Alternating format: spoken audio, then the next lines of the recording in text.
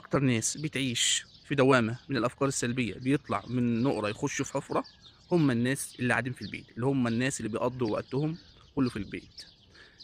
الساعه 2 صباحا والوقت هص هص، شيطان يوزه في سكه شمال، ودايما الفراغ بيوديه لافعال سيئه وبيوديه لافكار سلبيه. خلينا دلوقتي اتكلم في ناحيه الافكار وناحيه المشاعر اللي بيحسها. يتذكر المواقف اللي عدت عليه، يجيب موقف بقاله 20 سنه ويبدا يحلل فيه، يقول يا ريتني كنت رديت، يا ريتني كنت عملت كذا كذا وكذا.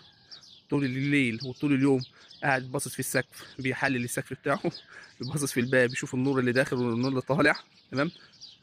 مخه عامل زي الموتور، ما بيفصلش، في افكار سلبيه. كل شويه، كل في ثانيه في فكره، كل في ثانيه في فكره تانية. عايش في عيني في دوام. كتير كتير من الناس عايشه في الموضوع ده. اكتر ناس عايشين في الموضوع ده الناس اللي قاعده في البيت، اللي ما بتتحركش. ما هو انت كده عقلك عايز يتسلى.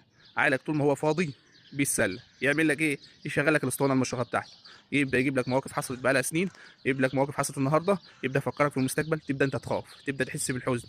الحاله ديت بيسموها في علم النفس الاجترار النفسي. الاجترار النفسي، ان الانسان بيعيش في دوامه من الافكار السلبيه مش عارف يطلع منه، لدرجه ان هو قعدته في البيت مش قادر